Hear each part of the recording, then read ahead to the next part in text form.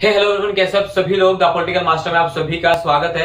आशा करता हूं कि आप सभी लोग स्वस्थ होंगे और सही प्रकार से अपने एग्जाम की तैयारी में पुरजोर शोर तरीके से लगे होंगे। दोस्तों पिछले कुछ दिनों से जिस चीज को लेकर हम लगातार बात कर रहे थे कि इस बार जो एडमिशन होने वाला है यूजी कोर्सेज में वो एक एंट्रेंस टेस्ट के आधार पर होगा जिसका नाम है CUET। जी हाँ, जो इस बार NTA जिसे हम नेशनल टेस्ट एजेंसी कहते हैं वो कंडक्ट करवा रही है।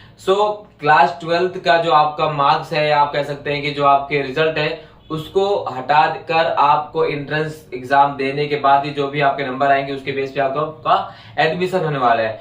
अब जबकि फॉर्म आ चुका है तो बच्चों के बहुत सारे सवाल थे कि फॉर्म कैसे फिलअप करें, क्या हमें दोनों स्लॉट फिल करना है, स्लॉट 1 और स्लॉट 2 दोनों फिल करना है, फीस क्या है, मार्किंग सिस्टम क्या है, बहुत इस तरह के और भी सवाल जो है बच्चों लगातार आ रहे थे। तो दोस्तों इस वीडियो में आप सभी जितने भी सवाल हैं CUET को लेकर, CUET को फॉर्म को लेकर, एडमिशन को लेकर, फीस को लेकर, वो सारे सवालों के जवाब सभी को मिलने वाले। तो प्लीज इस वीडियो को एंड तक देखिएगा। यदि आप हमारे चैनल पर नए और चैनल को अभी तक सब्सक्राइब नहीं किया है तो चैनल को जरूर सब्सक्राइब कर लीजिएगा और बेल आइकन को प्रेस कर लीजिए। तो बात करते हैं दोस्तों सबसे पहले कि CUET का जो फॉर्म है उसकी फीस क्या है, जनरल फीस क्या है, कैटेगरी वाइज फीस क्या है, वो सारी फीस की हम बात करते हैं। और साथ ही साथ हम बात करेंगे कि सब्जेक्ट को कैसे चूज करना है, स्लॉट 1 क्या है, स्लॉट 2 क्या है। पहले बात कर लेते हैं फीस के बारे में।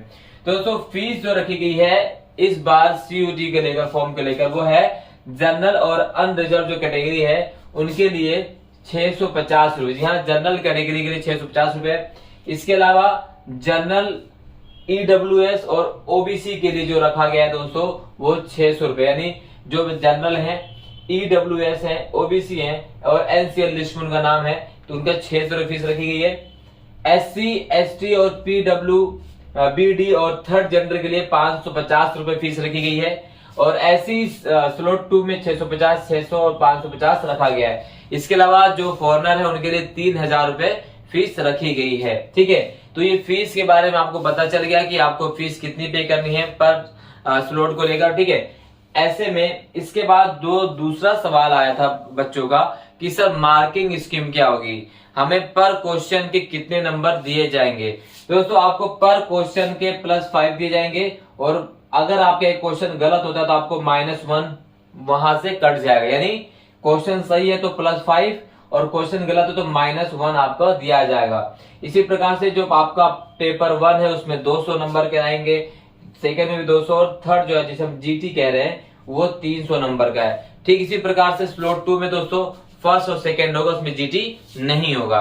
तो कुल मिलाकर देखा जाए तो मार्किंग सिस्टम क्या है, +5 सही करने पर और -1 नेगेटिव करने, यानी अगर आपका गलत हो जाता है तो आपको -1 हो जाता है।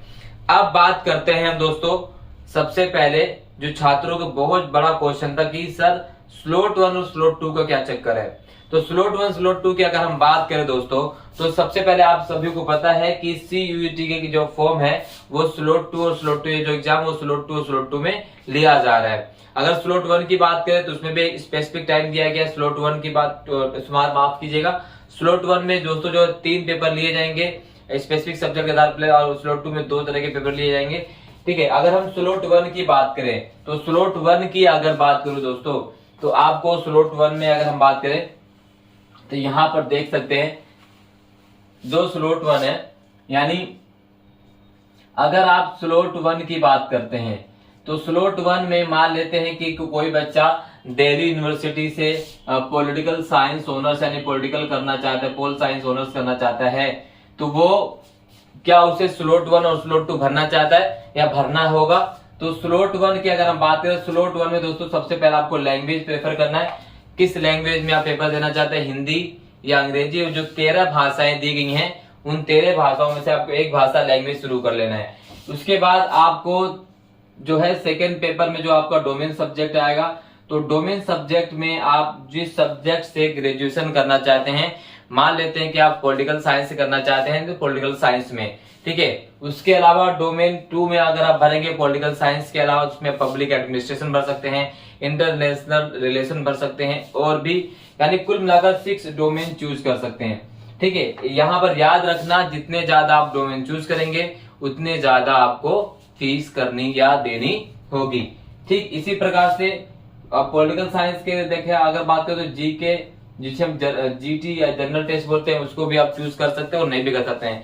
तो पॉलिटिकल ऑनर्स के लिए आपको जीटी यानी थर्ड स्लॉट नहीं फिल करना है। जी हाँ, आपको केवल स्लॉट 1 या माफ कीजिएगा, आपको डोमेन तक ही, यानी आपका जो पहला है जिसमें आप लैंग्वेज भरना है और दूसरा आपको डोमेन सब्जेक्ट ही चूज करना है और कुछ नहीं करना है। अगर आप political science honours, history honours करना चाहते हैं, बीए प्रोग्राम वाले बच्चे को जीटी यानी जर्नल टेस्ट भी फिल करना होगा।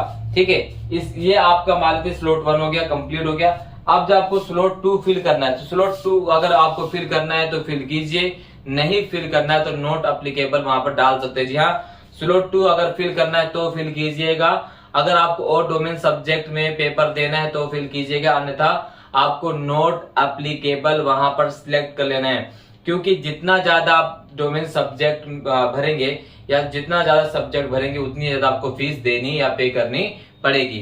ठीक है, मान लेते हैं कि आप हिस्ट्री भी ऑनर्स करना चाहते हैं, पॉलिटिकल ऑनर्स भी करना चाहते हैं। मान लेते हैं कि आपको हिस्ट्री ऑनर्स में नंबर नहीं है तो पॉलिटिकल ऑनर्स में नंबर नहीं है, और भी सब्जेक्ट चूज करना चाहते हैं, ऐसे में आप कर सकते हैं। तो वो स्लॉट 2 में दिया गया है। ठीक है, तो ये सारी चीजें आपको ध्यान रखनी है। स्लॉट 1 और स्लॉट 2 ऐसा नहीं कि कंपलसरी है, आप अपने हिसाब से चूज कर सकते हैं। स्लॉट 1 भी चूज कर सकते हैं, स्लॉट 2 भी चूज कर सकते हैं। बट ये कि अगर आप स्लॉट 2 चूज करते हैं 1 चूज करने के बाद, तो आपको फीस का चार्ज जो है बढ़ जाएगा। तो ऐसे में कम से कम दोस्तों आपको कम से कम जो है 1500, 1300, 1400 रुपए लेकर चलना है पूरे दिल्ली यूनिवर्सिटी या किसी भी और कॉलेज का फॉर्म भरने के लिए, किसी भी और यूनिवर्सिटी का जो है फॉर्म फिल करने के लिए। तो स्लॉट 1 और स्लॉट 2 के बारे में जो जानकारी थी बहुत से बच्चों की जो आ रही थी, आई थिंक आप समझ चुके होंगे। स्लॉट 1 भरना है तो भरना ही भरना है। स्लॉट 2 भी भर सकते हैं, बट स्लॉट 2 कंपलसरी नहीं है, वहां पर आप नोट अप्लीकेबल लगा सकते हैं, वहां पर मार्क कर सकते हैं। और अगर आप भरना चाहते हैं तो किसी और सब्जेक्ट वहां पर जो बाकी डोमेन सब्जेक्ट है, लैंग्वेज सब्जेक्ट है, तो आप उस वहां पर चूज कर सकते हैं।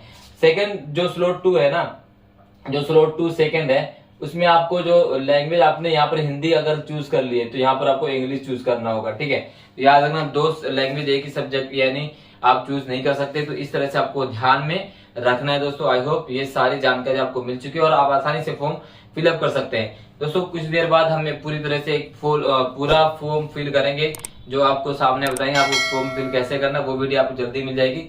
वीडियो पसंद आए तो लाइक जरूर कीजिएगा, चैनल पर नए तो चैनल जरूर से आप सब्सक्राइब कर दीजिएगा, बेल आइकन प्रेस कर दीजिए। बहुत बहुत धन्यवाद दोस्तों, जय हिंद।